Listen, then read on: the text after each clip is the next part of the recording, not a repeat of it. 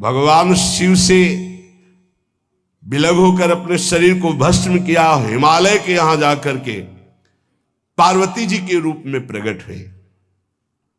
हिमालय पुत्री पार्वती बाल्यावस्था से ही निरंतर ध्यानस्थ रहना शिव अनुराग में। जब किशोर अवस्था हुई, किसी से कोई संभाषण नहीं करती थी माता जी, हर समय भगवान शिव के ध्यान में निमग्न रहना, कठोर तप करना शुरू कर दिया।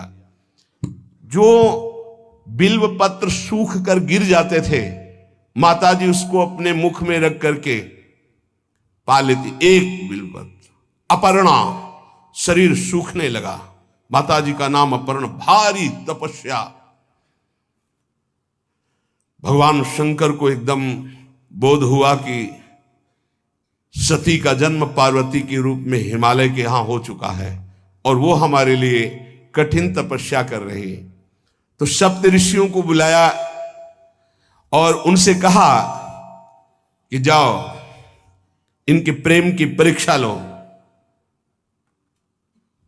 जानते हैं, सब कुछ जानते हुए भी ये होता है। जैसे लोग कहते हैं भगवान जानते हैं अपने भक्त को, तो परीक्षा क्यों लेते हैं? तो पढ़ाया तो टीचर ने ही है, तो सालाना परीक्षा तो होगी ही कि तुम क्या पढ़े हो। ऐसे ही तुम्हारे प्रेम की परीक्षा होगी। तुम हरि को चाहते हो या हरि की रची हुई माया को? हरि की हुई रची हुई माया में आकर्षित हो गए तो 0 आ जाएगा। वो हरि की तरफ देखते रहे, माया से बच गए तो नंबर आ जाएंगे। 100 के 100 आते हैं, यहाँ 98-96 नहीं आते। 2 ही चैप्टर हैं, हरि पसंद कर रहे हो या हरि की माया। हर भक्त के सामने आता है तो प्रायः लड्डू ही खाने को मिलता है। बचता वही है जो मामे वे प्रपद्यन्ते माया में ताम तरंतिते, केवल हरि। पार्वती पहि जाई तुम प्रेम परीक्षा लेहु, गिरिहि पेरि पठयहु भवन दूरी करेहु संदेहु। हे सप्तऋषियों, जाओ, हमारी आज्ञा है। पार्वती की प्रेम की परीक्षा लो, यदि पास हो जाएं तो उनको तपस्या से निवृत्त करो। बोलो महादेव जी प्राप्त हो जाएंगे। जाओ भवन को चली जाओ, तपस्या की आवश्यकता नहीं। ऋषियों ने जाकर के पार्वती जी को देखा, मानो मूर्तिमान तपस्या विराजमान हो, अस्थिमात्र हुए रहे शरीर, सूखे पत्ते बिल्व के। मुनि बोले, हिमांचल नंदिनी, इतना कठोर क्या प्राप्त करना चाहती हो? किसकी आराधना कर रहे हो? तुम्हारा लक्ष्य क्या है? यदि हम सुनने के अधिकारी हों तो आप कृपा करके बता सकती हैं। पार्वती जी ने कहा, मन बड़ा सकुचाता है आपसे बताने में। आप लोग कहीं मेरी हंसी ना उड़ा दें जो मेरा लक्ष्य है। मैंने भी बहुत सिखाने की कोशिश की, लेकिन मेरा मन नहीं मान रहा, हठ पकड़ लिया है।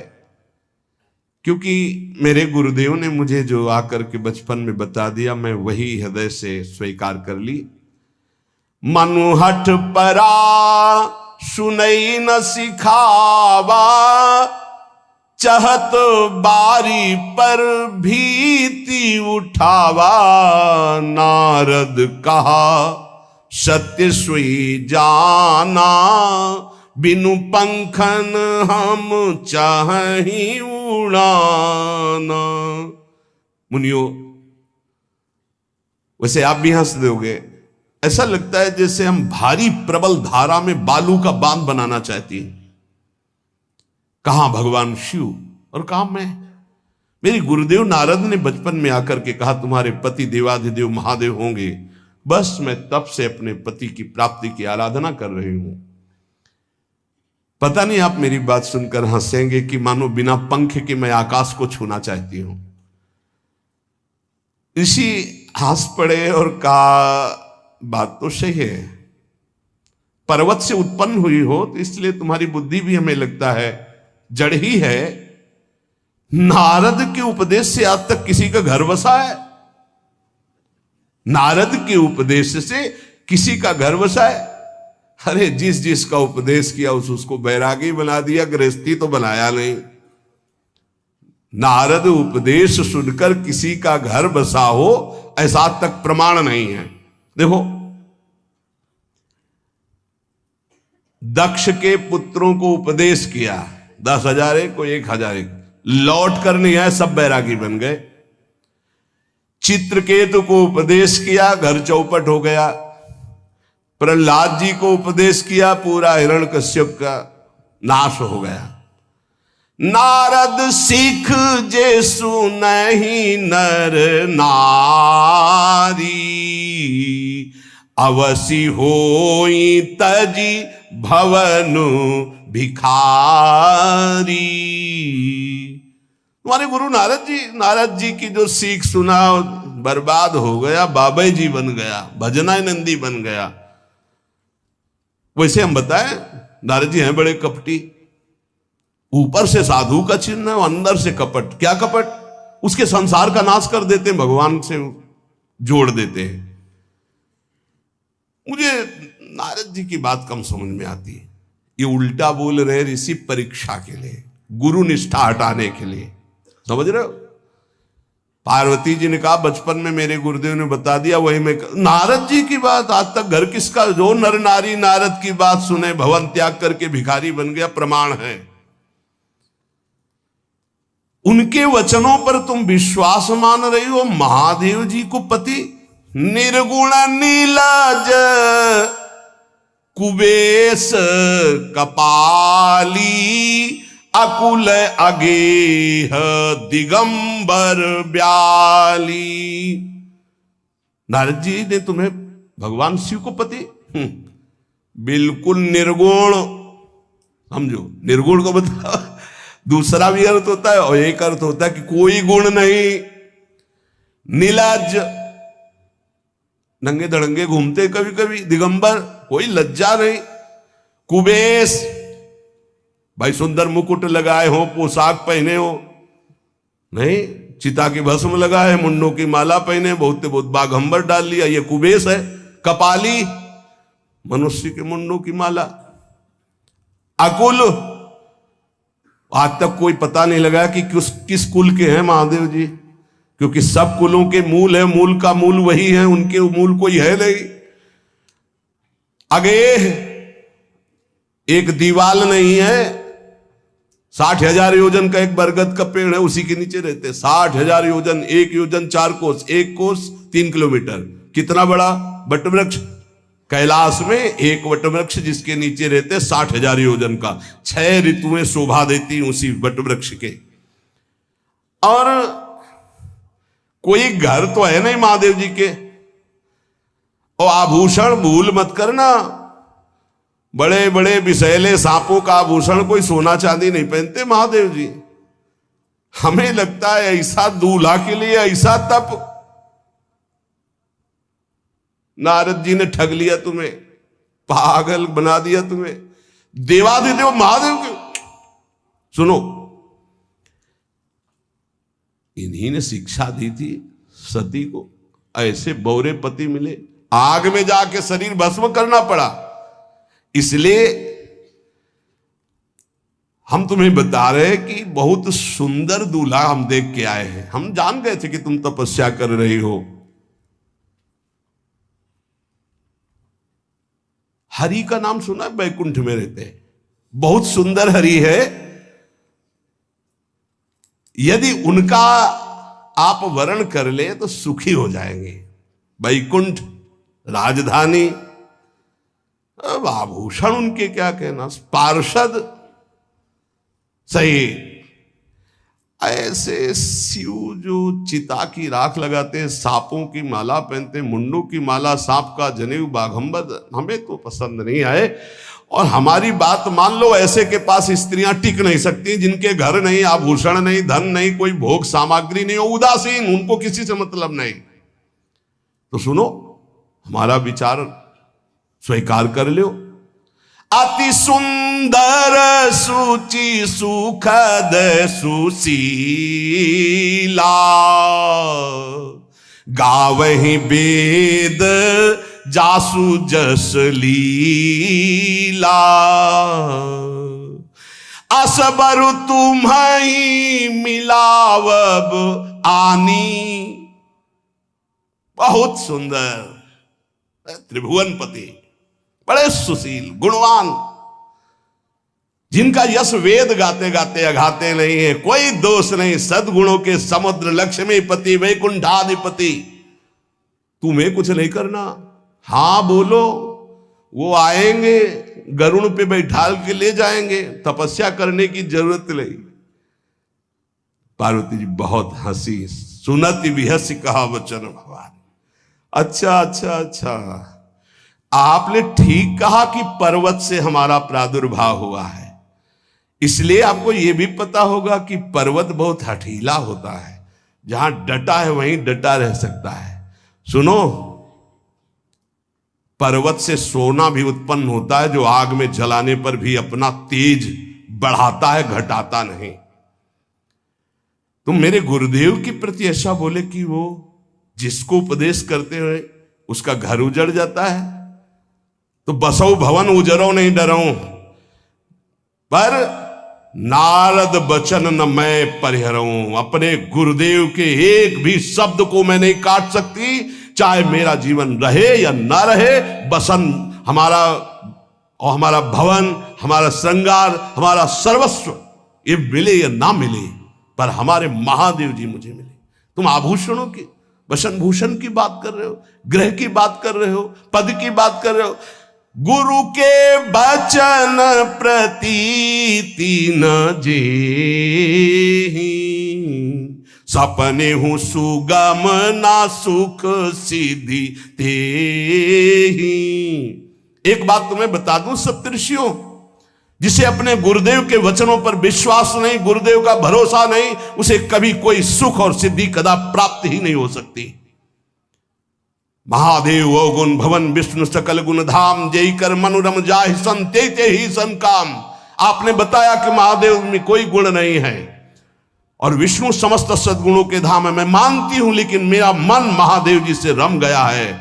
अब तो केवल महादेव जी, पहले मिलते हो सलाह करते तो तुम्हारी बात सुनती, अब तो गुरुदेव नारद जी ने जो उपदेश किया वही मैं करूंगी। अब मैं जन्म संभुहित हारा, को गुण दूषण करे विचारा। ये इष्ट निष्ठा होनी चाहिए। अब तो हमारा जन्म आराध्य देव के लिए, अब कौन गुण दोष का चिंतन करे।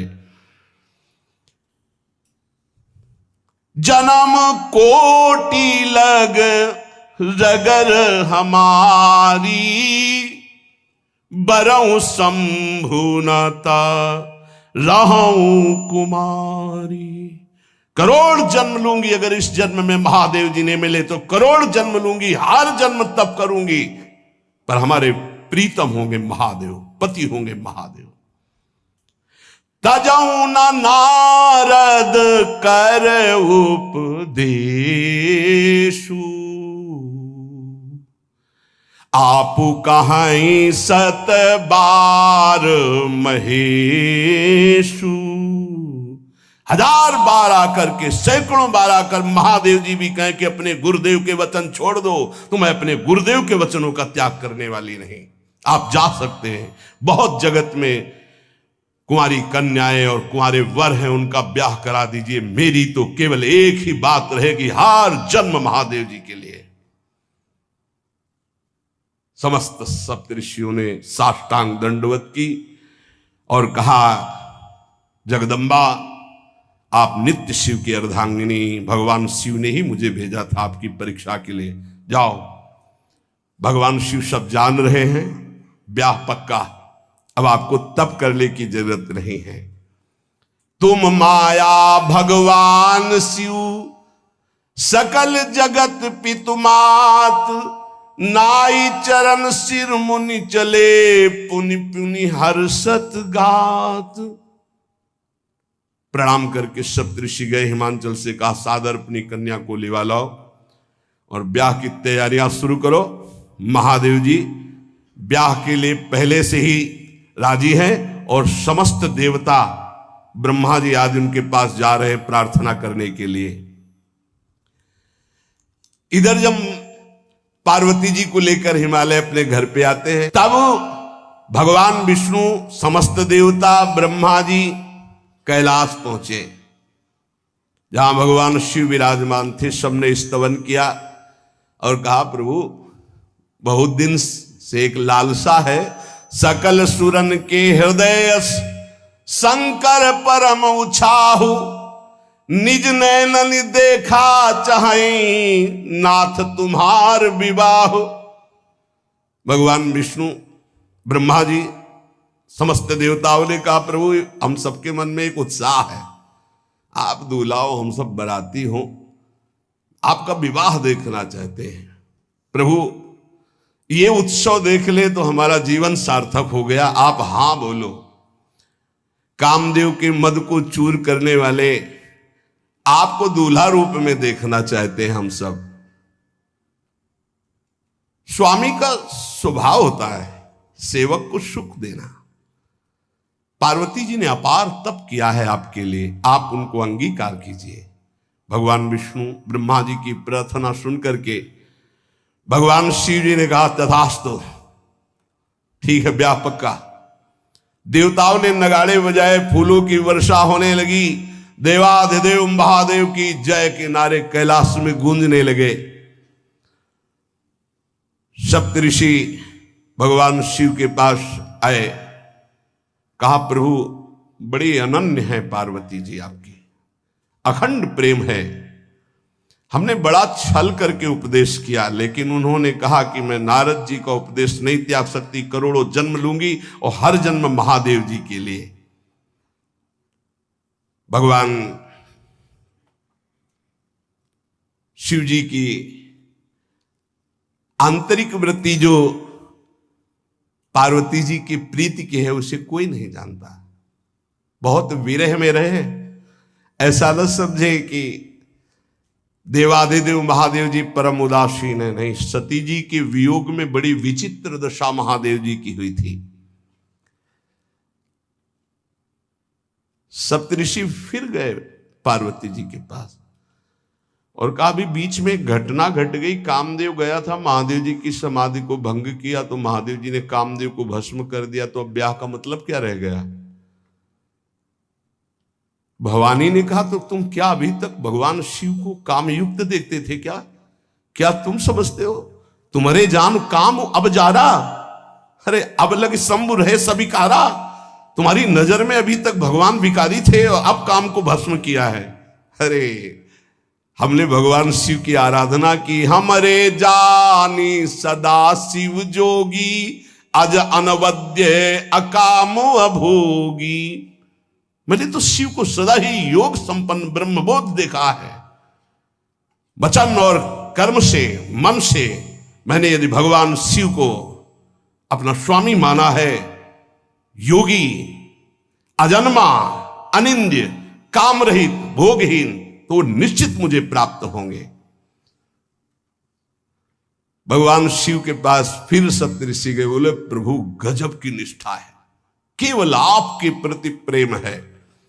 ब्रह्मा जी ने लगन रची, सप्तऋषियों को बुलाया और कहा, ब्याह दोनों तरफ, ये लड़की पक्ष की लगन, ये वर पक्ष की लगन। ब्याह तय हो गया। दिन नक्षत्र घड़ी, नगाड़े बजने लगे देवताओं के लिए, सुमन वृष्टि हुई। ब्रह्मा जी ने सबको बुलाया, हिमालय ने सबको निमंत्रण दिया। बड़े बड़े पर्वत भेंट लेके आ रहे हैं, बड़े बड़े रसनिधि समुद्र भेंट लेकर के आ रहे हैं। वहां भोजन पान के लिए हिमालय के पास कोई कमी थोड़ी थी, रस की नदियां बह रही थी। विविध प्रकार के रस, विविध प्रकार के फल, विविध प्रकार के भोग वहां सब व्यवस्थित किए जा रहे हैं। ब्रह्मा जी ने कहा, देखो सबसे पहले नारायण की समाज रहेगी, दूल्हे की नहीं रहेगी, नहीं तो गाली ही पड़ेगी। हिमालय के यहां प्रवेश पाने के लिए बरातियों में सबसे पहले नारायण, फिर देवराज इंद्र का परिकर, वायु देवता, अग्नि देवता, सबसे पीछे दूल्हा की बारात। बात तय हो गई। ऐसे ऐसे सब लगे संवारन सकल सुर, वाहन विविध विमान, हो ही सगुन मंगल सुबद, करहीं अप्सरा गान। सब अपने अपने वैभव संपन्न सब तैयार हो रहे हैं। बोले महाराज दूल्हे को तैयार किया जाए। शिव ही शंभुगन करहीं सिंगारा, जटा मुकुट अहि मोर संवारा। कुंडल कंकन पहिरे ब्याला, तन विभूति पट के हरि छाला। शशि ललाट सुंदर सिर गंगा, नयन तीन उपवीत भुजंगा। गरल कंठ उर नर सिर माला, अशिव वेश शिव धाम कृपाला। कर त्रिशूल अरु डमरु बिराजा, चले बसहा चढ़ी बाजही बाजा। देखी शिवहि सुरत्रिय मुस्काही, बरलायक दुल्हनी जग नाही। दूल्हे की तैयारी हो रही भाई। चिता की भस्म, चिता की भस्म, जैसे पाउडर ले गए पहले चिता की भस्म लगाई गई। अब जटाएं बांधी गई। जटा ऐसे त्रिभुवन का विनाश जब करना होता, जटा खोलकर जब तांडव करते तो कोई नहीं बचता। जटा कटा संभ्रमम भ्रमण निलंप निर्झरी, बिलोलवी चिवल्लरी विराजमान मूर्धनि। धगत धगत धगत जो ललाट पट्ट पावके। तीसरा नेत्र मानो विश्व का विनाश करने के लिए उसे पटबंद किए हुए विशाल जटाएं। जटा का तो मुकुट सवार आ गया। अब जटा बंध है का ऐसे सांप, ये मुकुट सांप। और कुंडल करिया और भूरी भी थी। हाँ, सोने चांदी के लिए डंक मार दे तो बेहोश हो जाओ ऐसे। पहिरे ब्याला, बाजूबंद छोटे फण वाले, है कोई पनिहा कोई दुमहा ऐसे। और ऐसे जनेऊ वासुकी नाग, गले के माला भगवान का विभूत, ऐसा स्वरूप है। और शेर की छाल नीचे, शशि ललाट, द्वितीया का चंद्र, शशि ललाट, ये मुकुट द्वितीय का चंद्रमा। सुंदर सिर गंगा, भगवती गंगा फवारे ले उठते जटा के बीच से गंगा जी। नयन तीन, माथे वाला बंद है, दो खुले हैं। उपवीत भुजंगा, जनेऊ वासुकी नाग। गरल कंठ, नीलकंठ विष यहां रोके हुए। और मुंडों की माला, हाथ में त्रिशूल, डमरू बंधा हुआ, नंदकेश्वर पे सवार। बोले ऐसे दूल्हा के लिए दुल्हन तो त्रिभुवन में नहीं मिलेगी। ऐसा दूल्हा दुल्हन का मिलेगी। अच्छा, दूल्हा सज गया। ब्रह्मा जी ने देखा, बोले महाराज आगे आपकी सवारी। नारायण भगवान उनके चतुर्भुज पार्षद, शोभा सुगंध सौरभ, आगे गरुण पे सवार, पीछे हंस पे सवार ब्रह्मा जी अपना परिकर, देवराज इंद्र, भगवान विष्णु जी दूल्हे की तरफ देखे, बोले महाराज विष्णु कहा अस बिहस तब बोल सकल दिशराज। बिलग बिलग होई चलो सब निज निज सहित समाज। कोई भी दूल्हे के पास मत फटको, पीछे रहने दो, सब अलग अलग समाज चलो। नहीं पानी नहीं मिलेगा हिमालय के अगर आगे ये हुई तो। अब तो वर अनुहारी बरात न भाई, हंसी करहियो पर पुरजाई। नारायण ने कहा कि दूल्हा के अनुरूप ही हम सब बराती नहीं भैया, दूल्हा सबसे पीछे, सब बराती क्रम से पहले हम, फिर ब्रह्मा जी, फिर देवराज इंद्र, से सब। भगवान शिव ने कहा तुम अपने पार्षद सब लिए हो, तो हम बुलाते हैं। श्रृंगी निकाली, जे ही बजाया तो भगवान शिव के पार्षद आ गए। शिव अनुशासन सुनि सब आए, प्रभुपद जलद शीस तिन, जय हो महाराज की आज्ञा करो। अरे बोले विवाह हमारा बहुत दिलों से आओ। घुचप्पा जैसे देखो ना, अगिया बैताल। हाँ अब कैसे शिव के बराती हैं, जरा ये आगे पार्टी तो निकल गई बंदनी। ये जो भगवान शिव ने बुलाया बरातियों को, अपने साथियों को मुखहीन विपुल मुख काहू, बिनु पद कर को बहुपद बाहू, विपुल नयन को नयन विहीना, रिष्ट पुष्ट को अति तन खीना। किसी के एक को मुख नहीं, केवल मांसई का पिंड है, और किसी के पूरे शरीर में मुख ही मुख है। किसी के एक भी हाथ पैर नहीं है, लुढ़कता चल रहा है, और किसी के बहुत से हाथ पैर हैं। किसी के नेत्र नहीं है, किसी के बहुत नेत्र हैं। बड़ा विचित्र। किसी के हड्डी हड्डी है तो कोई बहुत मोटा है, कोई बहुत पतला है। तनखीन को अति पीन, पावन को अपावन, गति धरे भूषण कराल, कपाल कर सब सद्य सोनित तन भरे। खरस्वान सुअर सुकाल, मुख गन भेष अगणित को गने, बहुजिनस प्रेत पिशाच जोगी, जमात वर्णत नहीं बने। पिशाचिनी खून लपेटे नाच रहे, भगवान शिव का विवाह। और भूत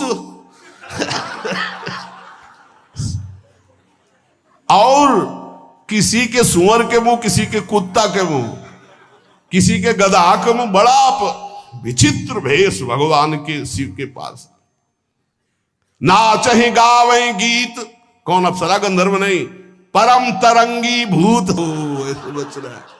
ये गान हो रहा, हड्डी हड्डी है भूत की, भगवान शिव के सामने नाच रहा है, गा रहा। कैसा शोभा होगी, खून लपेटे पिशाचिनी, अगिया बैताल, रोड लाइट, अगिया बैताल, भगवान शिव की बारात।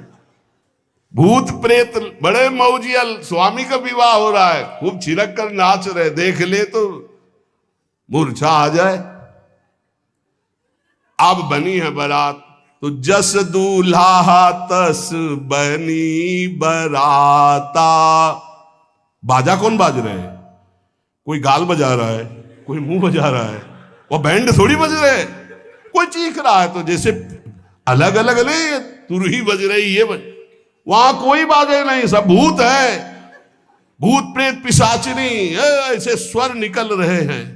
अब भगवान शिव चले नंदिके पर सवार होकर, जस दूल्हा तस बनी बराता। हिमालय बड़े उत्सव में है, देवाधिदेव महादेव जी की महिमा हिमालय की पत्नी से नारद जी ने सब सुना रखी है। अब तो जितने भी सुंदर सुंदर सब पदार्थ, सब व्यवस्थाएं, सब किए, हाथ जोड़े खड़े हैं। जगदम्बा जहां विराजमान है, वहां सिद्धियों की कौन सी कमी है। ये हुआ कि जय हो बारात पधार रही है, सामवेद का गान करते हुए गरुड़ पर विराजमान भगवान नारायण। सब हिमालय वासी ओहो धन्य है, धन्य, यही दूल्हा है, बाराती है। दूल्हा तो भी बहुत है, सुंदर होंगे, सब देख के लुभायमान हो गए। नारायण परिकर सब। पीछे देखा हंस पर सवार भगवान ब्रह्मा जी, चतुर्मुख, वेद सब। दूल्हा पीछे, गांव के नगर के लोग है ना, ये दूल्हा नहीं, सयाने लोग कहते हैं दूल्हा। दूल्हा तो ये तो ब्रह्मा जी है, देवराज इंद्र, ये दूल्हा? नहीं नहीं नहीं, ये दूल्हा नहीं, ये दूल्हे की बाराती है। वो गजब, इतने सुंदर दूल्हे के बाराती, तो दूल्हा तो फिर बहुत हृदय में आनंद है, उत्साह है। नगर की बालक बालिकाओं नौवधुओं को ऐसे देख रहे, दूल्हा कौन है ऊपर से चले। जब सब निकल गए तो बहुत हृदय में आनंद था कि अब दूल्हा के दर्शन होंगे।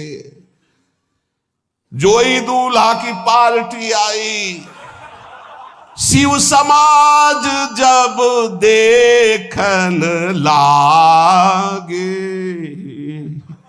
भीतरी चले बाहन सब, जितले अगवाली कर ले आए थे, धोती संभाल के जान बचा के भागे।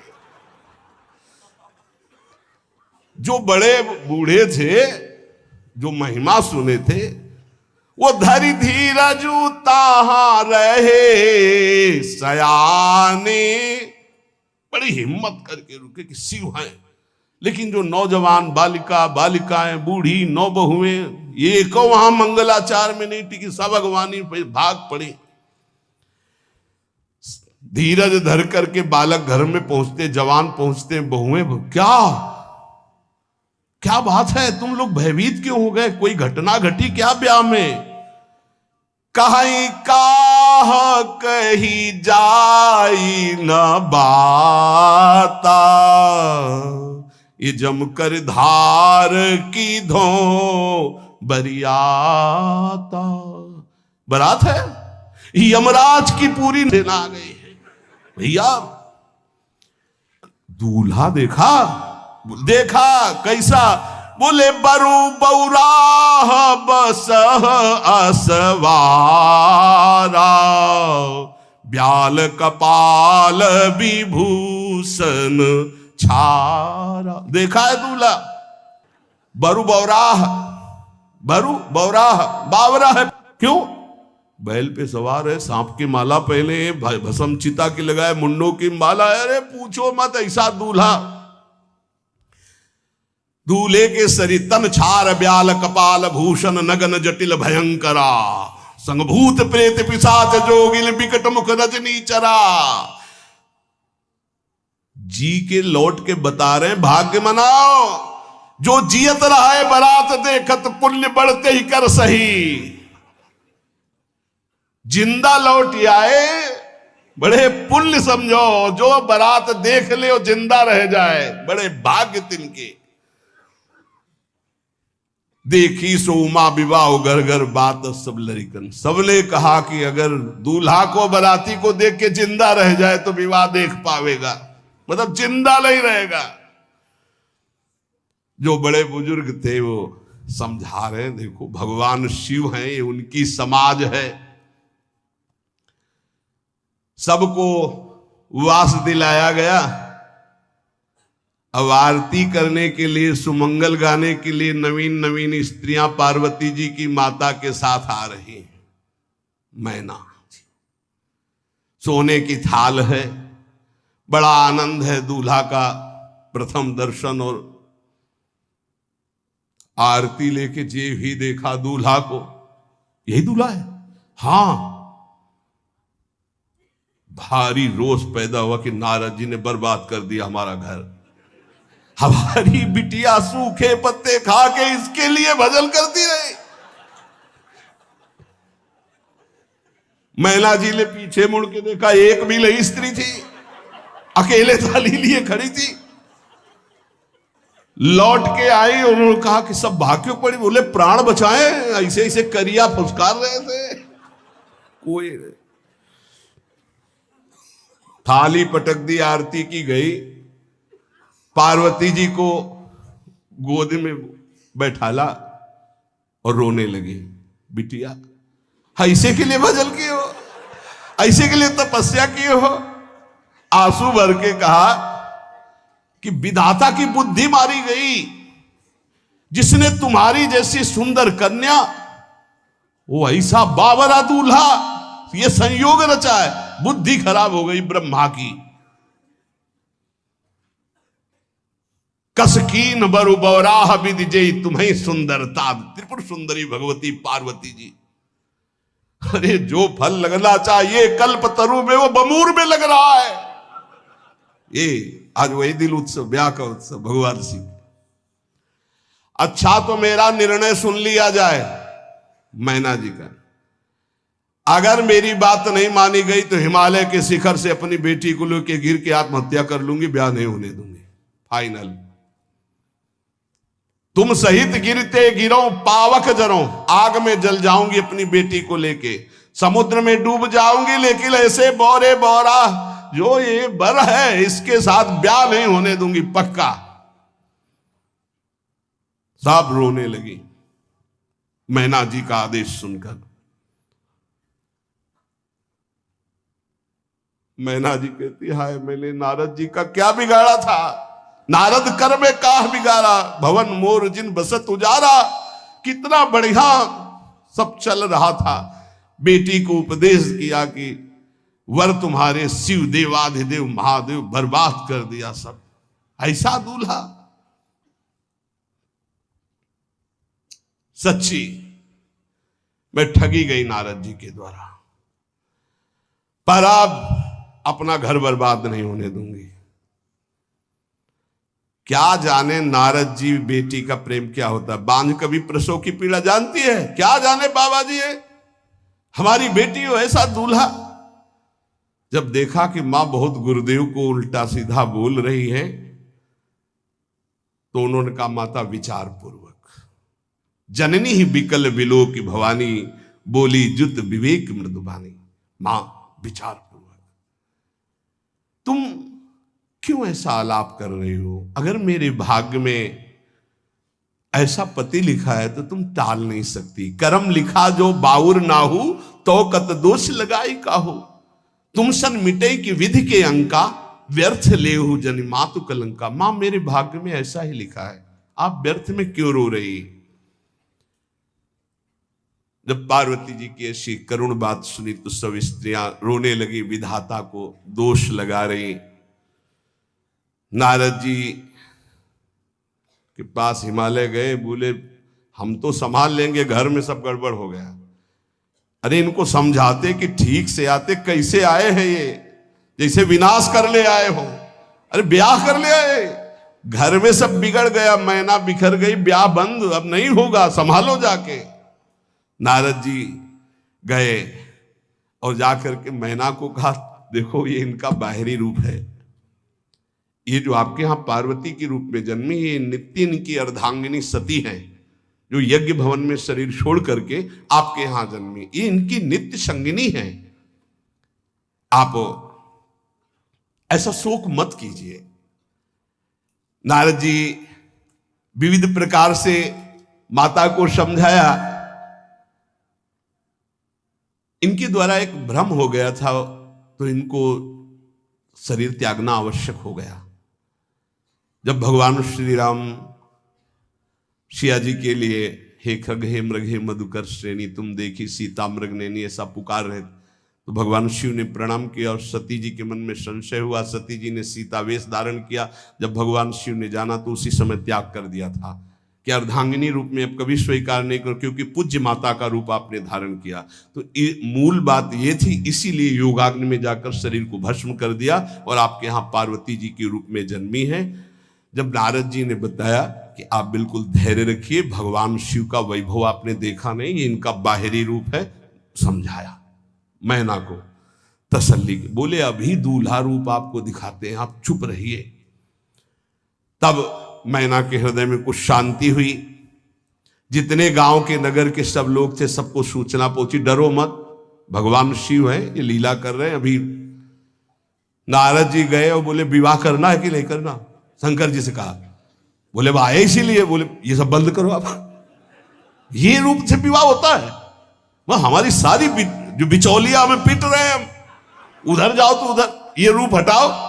बोले कौन सा रूप धारण करें, दूल्हा रूप धारण करो।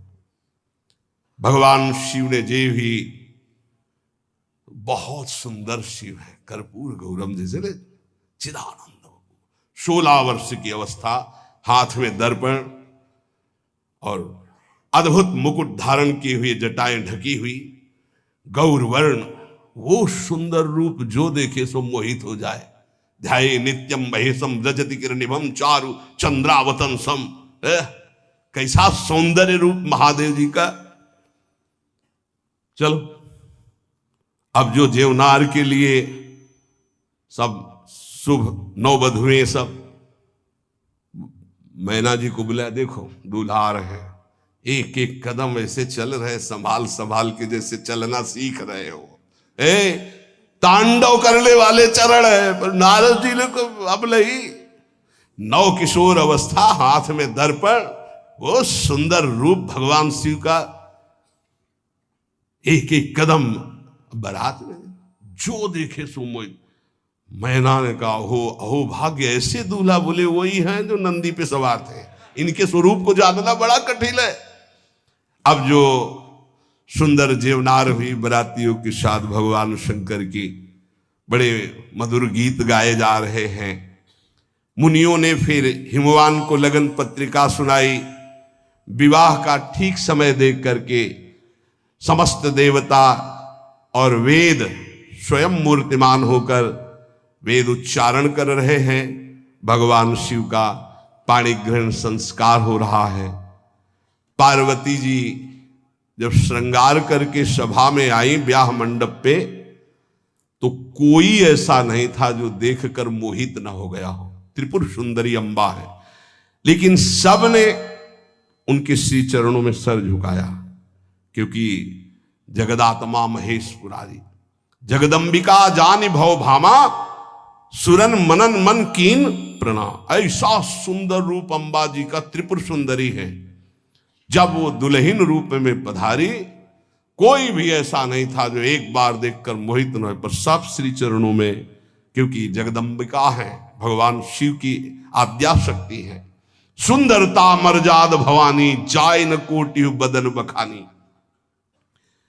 करोड़ों मुखों से यदि वर्णन हो तो इस समय जो पार्वती जी का सुंदर रूप है, नव किशोरी और दुल्हन रूप,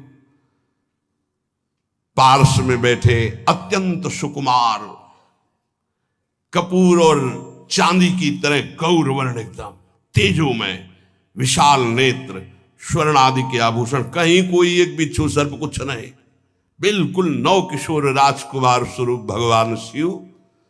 पार्वती का मन रूपी भौरा शिव जी के रूप को देखकर लुभायमान हो रहा है। आज्ञा भई ब्याह प्रारंभ हो। आश्चर्य की बात, गणेश जी का पूजन सबसे शुरू हुआ। लियो, मुनि अनुशासन गणपति पूजे शंभु भवानी गणानान्त्वा गणपति ग्वंघवामहे प्रियानान्त्वा प्रिय। लियो, बोले गणेश जी पार्वती जी के मतलब पुत्र का भावातल कि वो जो उट्टल लगा रही थी उसी से गणेश, ये आदि गणेश है, ये आद्य गणेश है। जैसे आदि ब्रह्म, जैसे आदि ब्रह्म स्वरूप ये गणेश है। भगवान शिव और पार्वती जी ने प्रथम गणपति पूजन किया। मुनि अनुशासन गणपति पूजे शंभु भवानी को सुनि संशय करे जनी। ये अनादि जी जान, कोई संशय मत करना कि वो पुत्र है जो पार्वती जी से प्रकट हुए। बोले नहीं, ये अनादि गणपति का पूजन हो रहा है जो ब्रह्म गणपति है। जस विवाह कै विधि श्रुति गाई महामुनिन सो सब करवाई। गही गिरीश कुश कन्या पानी भवई समर्पी जानी भवानी। पाणी ग्रहण संस्कार किया, कन्यादान। ये बहुत बड़ा गृहस्थ धर्म में परम पावन है। देखो, जो हमारी पूर्व धर्म मर्यादा की संस्कृति कितनी पावन संस्कृति है, जिसको आज हम भूलते चले जा रहे हैं, मनमानी आचरण करते चले जा रहे हैं। इसलिए गृहस्थ भी सुख में नहीं रह गया है। गृहस्थ अगर धर्म के अनुसार हो तो उसको परम पद की प्राप्ति होती, परम मंगल होता है। बहुत ये जो हमारी धर्म मर्यादा है बहुत सुख देने वाली है, लेकिन इसका प्रतिदिन उल्लंघन ही होता जा रहा है। न माता से मतलब, न पिता से मतलब, मनमानी आचरणों से मतलब, जो मन जैसे आवे वैसे बहे, ये हमारी धर्म मर्यादा। देखो स्वयं भगवान कैसी मर्यादा है, पानी ग्रहण कर रहे, कुछ जल मंत्र, ब्रह्म ऋषि साक्षी, फिर पानी ग्रहण। पानी ग्रहण जब कीन महेशा, ये हर से तब सकल सुरेशा। वेद मंत्र मुनि बर उच्चरहि, जय जय जय शंकर सुर करहि। बाजहि बाजन विविध विधाना, सुमन वृष्टि नभ भय विधि नाना। जिस समय पाणी ग्रहण भगवान देवादिदेव महादेव रंबा पार्वती का हुआ, समस्त देवता मुनिगण वेद मंत्रोच्चारण करते हुए जय हो जय हो जय हो, विविध बाजे बज रहे, पुष्पों की वर्षा हो रही। हर गिरिजा कर भयउ विबाहु, सकल भुवन भरी रहा उछाहु। भगवान शिव और पार्वती जी का विवाह संपन्न हुआ। बहुत कुछ श्री चरणों में भेंट रख करके हिमांचल ने प्रार्थना की, प्रभु आप तो कृपा के समुद्र हैं, अगर मेरी पुत्री से कभी कोई गलती हो जाए तो क्षमा करना। नाथ मामम प्रांशम ग्रह किंकरी करेहु, क्षमेउ सकल अपराध हुई प्रसन्न वरुदेव। हे शिव, आपसे एक ही प्रार्थना है, मेरी पुत्री अबोध है, कभी कोई गलती कर दे तो हे नाथ मैं क्षमा चाहता हूं, मेरी पुत्री से कभी आप रुष्ट मत होना। बहुत प्रकार से भगवान शिव ने उनको आशीष दिया, ढांढस बंधाया। फिर भगवान शिव और उमा आनंद पूर्वक कैलाश पधारे। चरित सिंधु गिरजा रमन, वेद न पावहि पारु। बरने तुलसी दास किमि, अतिमति मंद गंवार। कह रहे भगवान शिव की महिमा को तो वेद नहीं पार पा सकते। गोस्वामी तुलसीदास जी कह रहे मैं भला उस महिमा को कैसे गा सकता हूं, मैं तो गवार बुद्धि का हूं। भगवान शिव और माता पार्वती जी आज भी अब भी कैलाश में विराजमान है। हर गिरजा विहार नित नयऊ, यही विधि विपुल काल चले गए हो। भगवान शिव और पार्वती का जो मंगल में विवाह सुनेगा, भगवान के चरणों में प्रीति, समस्त पापों का नाश होकर हृदय की निर्मलता, हरिहर में प्रीति निश्चित प्राप्त होती है। क्योंकि ये परम वैष्णवाचार, परम बोध संपन्न जगत गुरु भगवान शिव की लीला हृदय के अहंकार को मिटाती है। ये अहंकार के अधिष्ठात्र देवता है भगवान शिव, और जब तक अहंकार रहता है तो हरि के चरणों में या प्रियाजू के चरणों में प्रीति नहीं होती। सुनहु राम कर सहज स्वभाव, जन अभिमान न राखे काहू। तो भगवान शिव जिस पर कृपा करते तो अहंकार का अपहरण कर लेते और दैन्य भरी भक्ति हरि के चरणों में हो जाती है। इसीलिए भगवान श्री राम अपनी अयोध्या वासियों से हाथ जोड़कर कहा, और एक गुप्त मत सबई कहां कर जोरी, शंकर भजन बिना नर भगति न पावे मोरी। भगवान शिव और पार्वती का ब्याह संपन्न हुआ, आज भी कैलाश में नित्य विहार करते हुए विराजमान है। ऐसे उनके चरणों को प्रणाम करके अपने आराध्य देव के चरणों में प्रीति मांगते हैं। नमः पार्वती पतये हार हार हार महादेव। जय जय श्री राधे।